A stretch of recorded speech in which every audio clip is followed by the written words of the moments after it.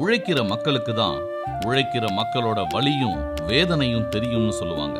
அப்படி உழைக்கிற மக்களா, ஏழை விவசாயியா, மக்கள் தலைவனா இருக்கிறதுனால தான் நம்ம எடப்பாடி ஐயானால இது மாதிரி திட்டங்கள்லாம் கொண்டு வர முடியுது.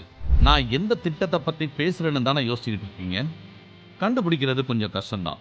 ஏன்னா எடப்பாடி ஐயா கொண்டு வந்த திட்டங்கள் ஒன்னா ரெண்டா. இந்த வீடியோல நம்ம நெற்களஞ்சியமான காவேரி டெல்டா விவசாயிகளை மனசுல வச்சுக்கிட்டு தஞ்சை, திருவாரூர், நாகப்பட்டினம், புதுக்கோட்டை, கடலூர், அரியலூர், திருச்சி ஆகிய மாவட்டங்கள்ல உள்ள காவிரி டெல்டா பகுதிகளை பாதுகாக்கப்பட்ட சிறப்பு வேளாண் மண்டலம்னு அறிவிச்சு விவசாயிகளின் நண்பன்னு திரும்பவும் நிரூபிச்சார். அதை பத்தி தான் பார்க்க போறோம். இந்த திட்டத்தினால ஏறக்குறைய 25 லட்சம் விவசாய குடும்பங்கள் பலனடைந்திருக்கு.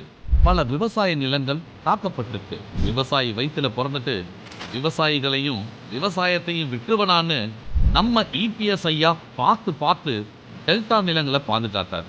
இது மட்டுமா, பிரதமரின் பயிர் காப்பீட்டு திட்டம் தமிழகத்தில் சிறப்பாக செயல்படுத்தப்பட்டு 35,43,700 விவசாயிகளுக்கு ரூபாய் 7,528 கோடிக்கு இழப்பீடும் அளிக்கப்பட்டுச்சு.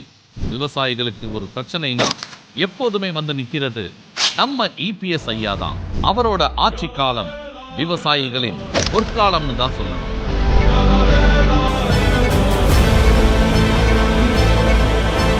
பழனிசாமி